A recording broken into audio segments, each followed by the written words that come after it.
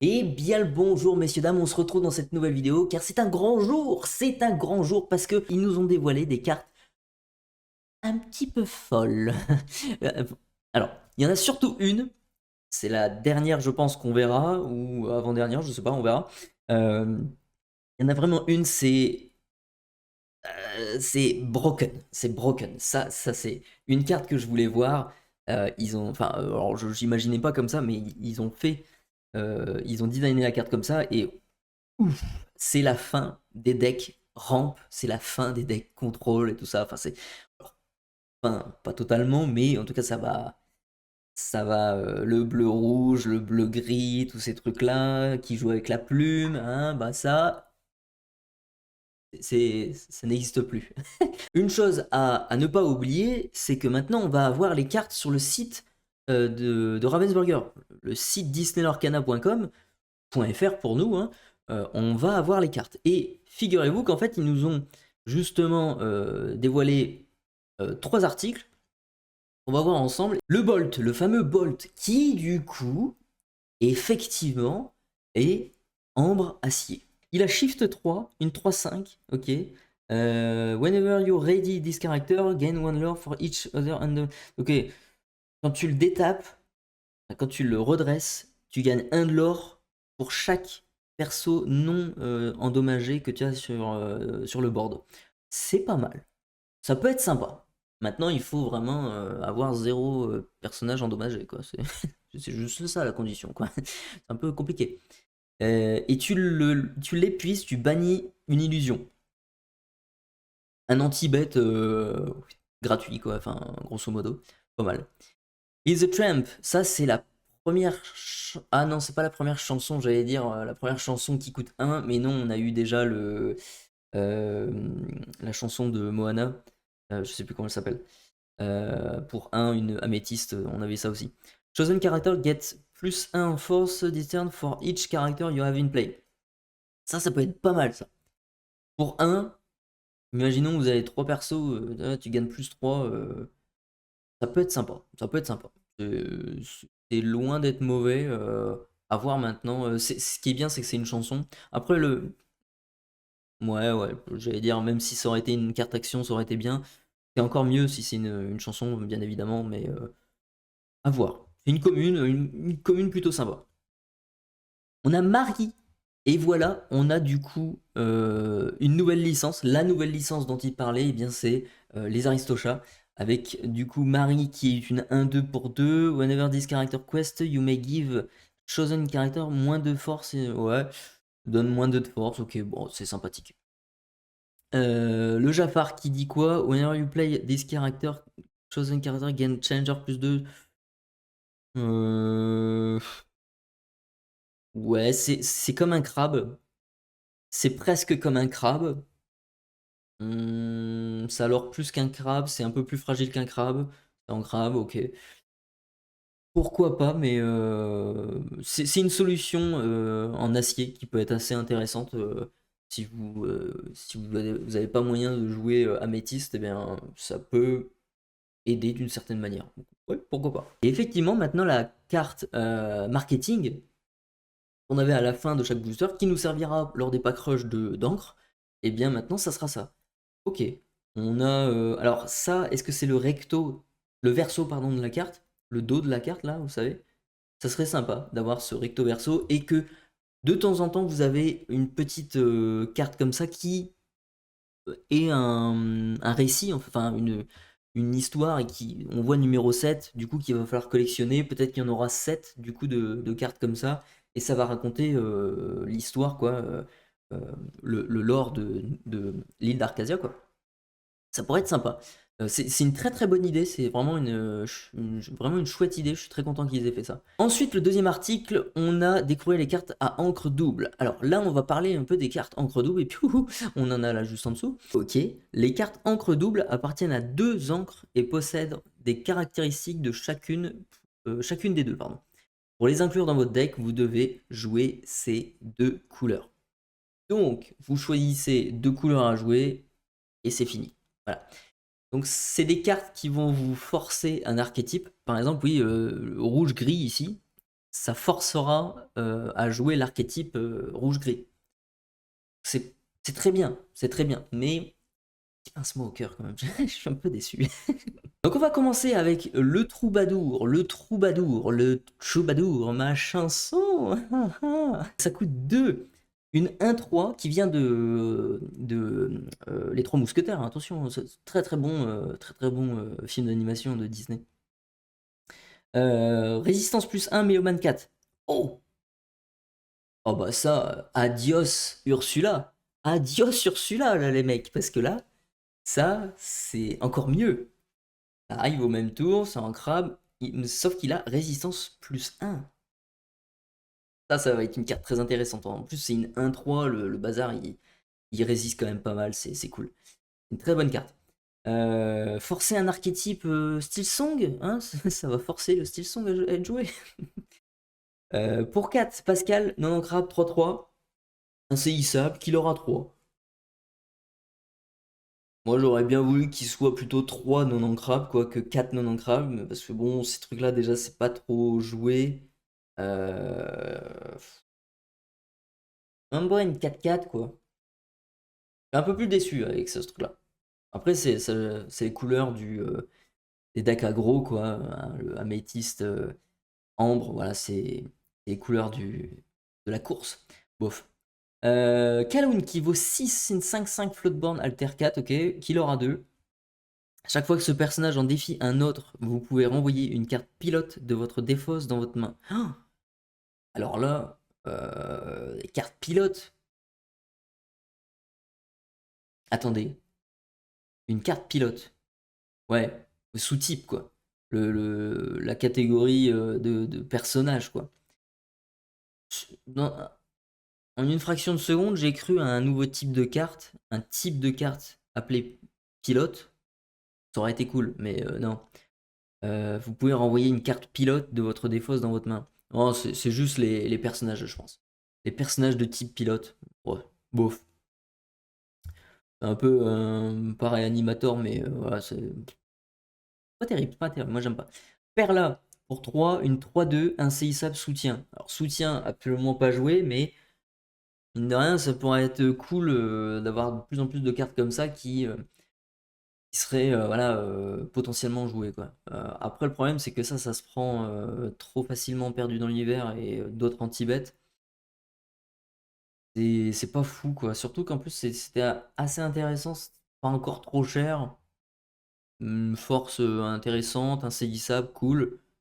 Bof, un petit peu décevant. À voir, à voir. En tout cas, c'est l'une des cartes soutien les plus intéressantes de l'Orcana, je trouve. Restituer le cœur de Tefiti. Tefiti, ça vient de Moana. Choisissez un personnage ou un lieu et retirez-lui jusqu'à 3 dommages, piochez une carte. Pour un, tu pioches, ça peut être sympa.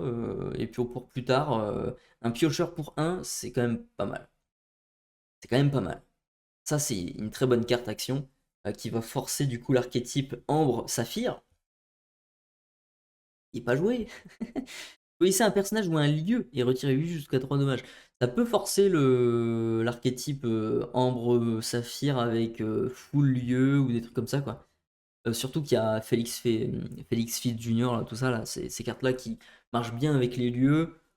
Ouais, c'est pas déconné, hein. Vous avez aussi le roi Triton, là, enfin Triton tout court, qui joue avec les lieux aussi. Pourquoi pas un jour voir un deck lieu euh, jaune-bleu, quoi. Pour être sympa. Le Hades pour 6, une 4-6, qui est classe, hein. Qui est quand même vachement classe, hein. Le gars, il est améthyste rubis, ok. 4-6, qu'il aura 2. Lorsque vous jouez ce personnage, vous pouvez choisir un autre de vos personnages et lui infliger 2 de dommages. On est sur la même longueur d'onde que Scar, à ce que je vois. Si vous le faites, choisissez un personnage coûtant 3 ou moins et bannissez-le.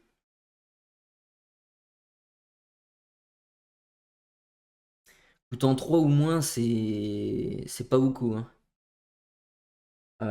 Vous obtiendrez un gros bénéfice. Ouais, gros bénéfice. C'est Christian Romero qui a dessiné. Tiens. C'est pas top. Moi, ça me hype pas trop. Donc le Sven ici, on l'avait déjà vu. Là, par contre, c'est un truc intéressant, là, de ce que j'ai vu vite fait sur le Discord. Pour 4, non en crabe, ok, mais c'est une 2-2, ouais, c'est un peu, voilà. Insaisissable, il aura 2. Au début de votre tour, choisissez entre chaque joueur pioche une carte ou chaque joueur défausse une carte. J'adore ça. Ça, c'est bien, ça. Ça, c'est cool. Parce que votre adversaire, il va peut-être pas vous la jarter parce que ça pourrait l'avantager aussi, quoi. Donc, pourquoi pas? C'est une carte à surveiller. Moi, j'aime beaucoup. Ensuite, on a le Mufasa qui est super classe. Super classe. L'illustration est très très belle. C'est Alter 5, sinon ça vaut 7. Un peu cher. Mais ça va, Alter 5, c'est royal, c'est cool. 5-7 pour tour 5, c'est très bien. Talor à 2, insaisissable, résistance plus 1. Ça va aller chercher des Maoi, ça va aller chercher un tas de trucs et le personnage il va rester sur le board. Vous le jouez en alter, donc ça a tout de suite, ça peut défier tout de suite, ça peut partir à l'aventure tout de suite. C'est franchement pas du tout une mauvaise carte. C'est franchement à surveiller. Je pense qu'on aura beaucoup plus de Mufasa qui seront joués maintenant. Après, il faudrait des Mufasa intéressants et pas trop chers non plus. Parce que si ça vaut 4 le Mufasa, bon, il y a peut-être autre chose à jouer de plus intéressant. En tout cas pour les supports des haltères, les Mufasa pour l'instant c'est des gros balaises. Pas terrible. À voir, à surveiller. J'aime beaucoup cette carte, elle est plutôt cool. Chapelier fou, ok, 6, une vert rouge. L'archétype pas trop joué et absolument pas joué sur le 7-6, on l'a vu. 3-5, ouais. Chaque fois qu'un personnage avec au moins un dommage défie un autre personnage, vous pouvez piocher une carte. Wow. On avait ce truc là avec le Chapelier fou du 7-1 déjà, avec le Chapelier fou qui dès qu'il se faisait défier, bah hop tu piochais. Mine de rien, c'est pas si nul que ça. Parce que là pour le coup c'est pas juste chaque fois qu'un de vos personnages blessés, enfin qui a des dommages sur lui, défie. C'est pas uniquement ça. Donc c'est plutôt cool parce que là ça va être vraiment tous les personnages de la partie. Et qu'il y en a un qui a des dommages et qui défie, tu pioches. Ça peut être vraiment cool. À surveiller, cette carte-là à surveiller, mais ça vaut un peu cher quand même. Ça vaut quand même un tout petit peu cher, donc je suis un peu réticent là-dessus. Et une carte allemande, on va checker ça après. Le yokai, jouer des personnages via leur capacité alter coûte un de moins à lancer. À jouer en tout cas. Euh, Ça arrive tour 2, c'est pas non plus déconnant, hein. C'est quand même une petite carte sympa si vous jouez beaucoup d'alter quoi. Et le SMI du coup en anglais, whenever you play an action that isn't a song, ok, you may ready chosen pirate character. Ça joue tribal pirate. Une fois que tu joues une action, n'est pas une chanson, c'est restrictif en plus. Je suis pas du tout fan. Une 3 pour 3, ok, ouais. Bon, enfin, il y a très peu de pirates qui sont joués, quoi. Il y en a pas mal, mais il y en a très peu qui sont joués, quoi. C'est pas. Je sais pas. Ça me hype pas trop. Denaï, combattant résistance plus 2. Ah, c'est intéressant ça. Enfin, combattant. Mais ça pousserait l'archétype rubis acier, rubis steel du coup. Pour 3, une 3-2. Résistance plus 2. Résistance plus 2, c'est énorme. Tu mets ça avec des Kaloun. Résistance plus 1, là, c'est un peu plus intéressant qu'une Kaloun en termes de résistance, mais après, la Kaloun reste un peu plus. Elle a un petit peu plus de possibilités de jeu, quoi. Donc, Et ensuite, on a Dame Gertrude. Gertrude, confidente protectrice. Confidente protectrice, oui. Alors, rempart hors d'atteinte, ça, c'est quand même pas mal. Elle a que 2 en force, mais c'est une 7. Ça coûte 5, ok, c'est un peu cher, mais c'est franchement pas mal. C'est franchement une bonne carte, je trouve. Une bonne carte saphir acier. Et enfin, on va voir du coup ce dernier article. On a une nouvelle licence surprise, sympa. Moi j'avais un doute entre Bambi et les Aristochats. s'avère que c'est les Aristochats du coup, et ça fait sens, hein, c'est plus logique parce que c'est des animaux, un peu, des animaux de compagnie quoi, à quatre pattes. Voilà, c'était les Aristochats, le film d'animation où il y avait le plus d'animaux de compagnie quoi. Donc bref. On a Thomas O'Malley. O'Malley. Alors, hors d'atteinte, une 4-2. C'est mieux. Moi, si je me trompe, mais c'est mieux que le prince Philippe, j'allais dire. Mais le prince Philippe, il aura 2. Thomas O'Malley est quand même pas mal, hein, par rapport au prince Philippe. Ça dépend dans quelle stratégie vous le jouez, quoi. Là, vous avez une hors d'atteinte. 4-2, ça peut gérer quand même des trucs à 4, c'est pas inintéressant, hein. C'est vraiment pas du tout une mauvaise carte. Franchement, en vert, c'est une carte vraiment à surveiller qui sera forcément jouée, je pense. Ça, c'est presque sûr et certain. Vous pouvez aller chercher plein de choses et vous lui rajoutez résistance avec de l'acier, et puis hop, on n'en parle plus. Berlioz qui est Vanilla avec Duchesse pareil. Ok, 3, 2, 5, ok. Une 3, 2 pour 2, ok. Edgar Balthazar, le méchant, le méchant. Une 6, 5 pour 5, ok, ouais. On a déjà vu ce genre de carte. Toulouse qui est une 1, 3 pour 1. Toulouse, ouais, qui peint, je me souviens dans le film d'animation. Ça marque, hein, les films d'animation Disney. J'adore cette scène. Et je vois, bref. Et Marie qu'on a vu juste avant, du coup, ok, sympathique. On a Volt aussi. Alors, du coup, Volt, on a Mittens. Et j'avais oublié que. Ah, c'est son nom en anglais, ok. Mittens, ok. Je connais pas son nom en français. Pour 5, une 4-5 qu'il aura 2. Bodyguard, ok. Once during your turn, whenever a card is put into your inkwell, your other character with bodyguard get +1. Ah, ça me fait penser au Balou. Alors pourquoi pas un jour avoir un deck résistance bodyguard qui pourrait être joué du coup dans un ambre acier. Volt encore avec soutien, là l'alter, le support pour l'alter, pourquoi pas, une 2-4 soutien, bof, c'est pas fou. Le Calico, salut le docteur Calico, c'est un méchant aussi, c'est un méchant lui. Tant que ce personnage n'a aucun dommage, il gagne résistance +2. Ouh! Alors ça c'est une très bonne commune. Ah ça c'est une très très bonne commune. Oh, ça va chercher des Madame Mime gratos. Bon, ça se joue tour 4, Mime elle arrive avant, machin. Ok. Mais tant que ce personnage n'a aucun dommage, il gagne résistance +2. Donc tout ce qui est à base d'anti-bête, perdu dans l'hiver, tout ça, rien que ça sert à rien de le mettre dessus quoi. Et c'est une 3-4. Ah ouais.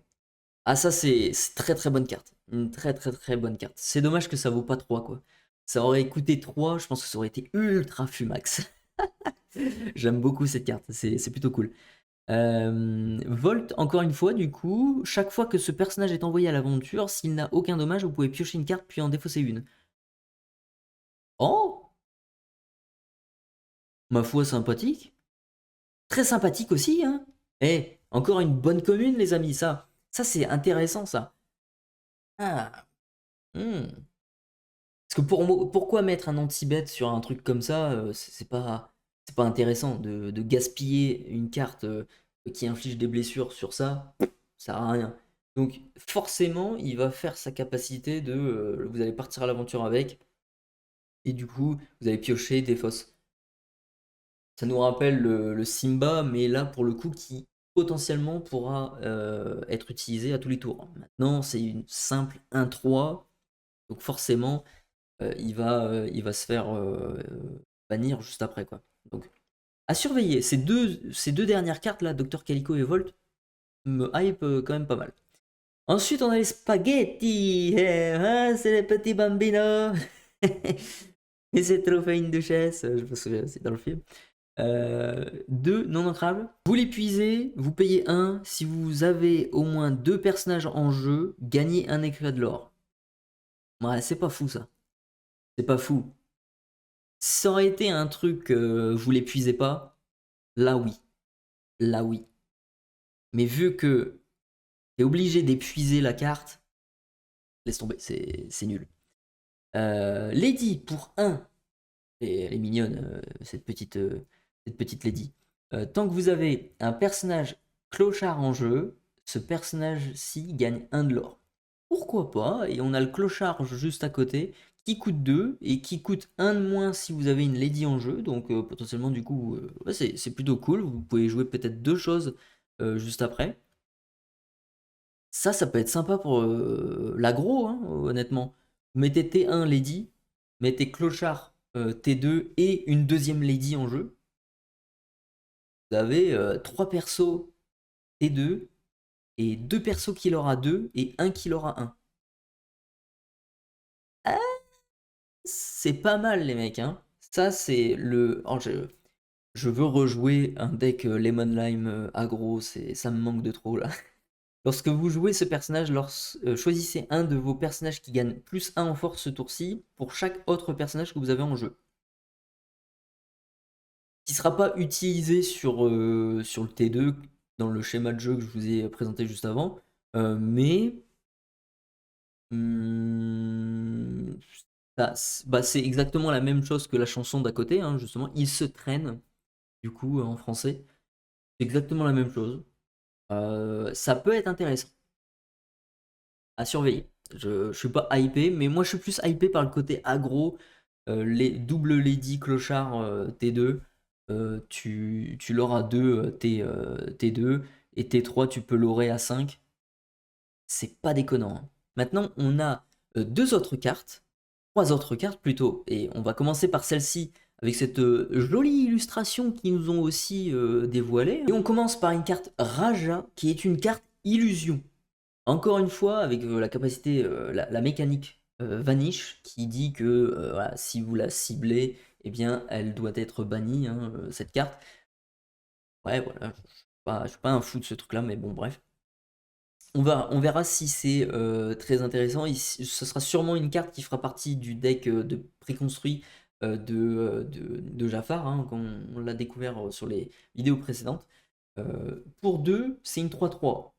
Les stats sont plutôt ok, je pense. Je trouve. Voilà. Ensuite, on a le Cobra, le Cobra géant, le géant Cobra. Cobra géant, ouais, c'est mieux ça.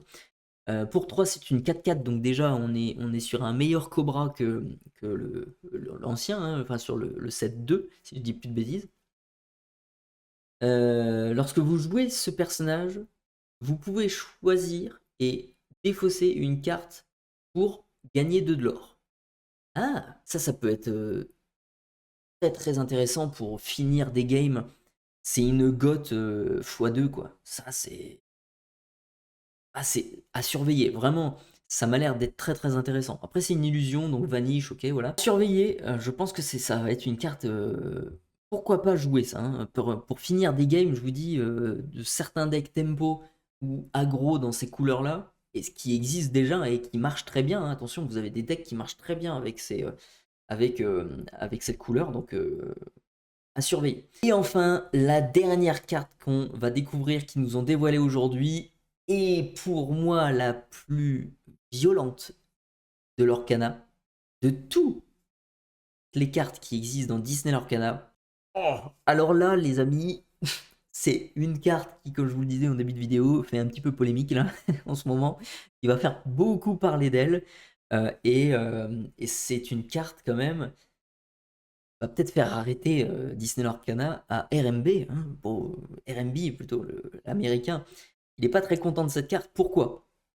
Parce que cette carte coûte 3. Déjà, c'est vraiment pas cher. C'est non ancrable, mais ça on s'en fiche, c'est vraiment un détail.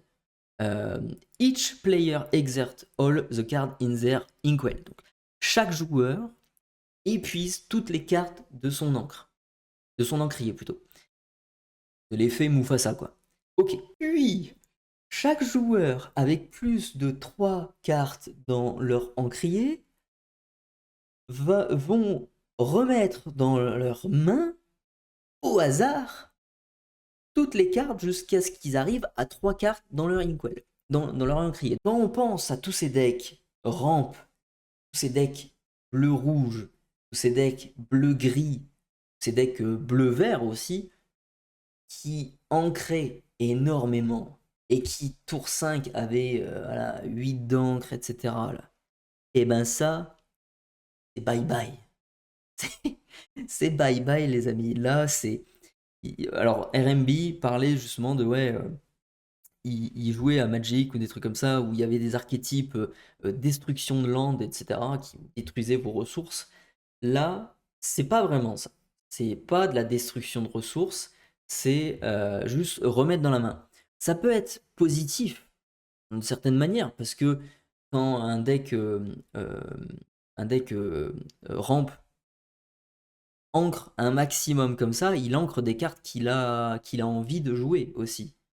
Donc ça lui permet de les reprendre en main. Problème qui se pose, c'est que les decks ramp s'appuient sur cette rampe pour justement jouer des cartes assez chères et qui sont très fortes.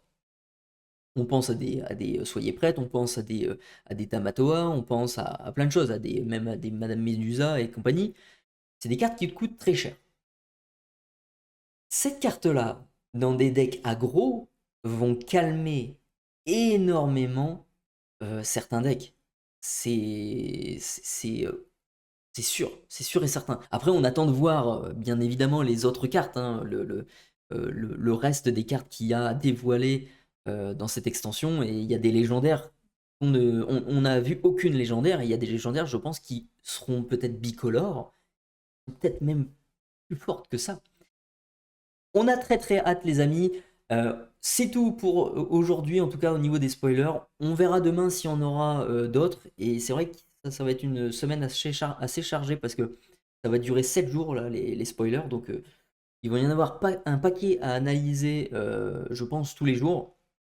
Donc on se retrouve très très prochainement pour une prochaine vidéo, du coup, pour parler des prochains spoilers. Si vous avez aimé cette vidéo, eh bien n'hésitez pas à mettre votre pouce vers le haut. On s'abonne à la chaîne également si ce n'est pas déjà fait pour analyser ensemble du coup les prochains spoilers qui arrivent. Sur ce, prenez soin de vous et à tantôt.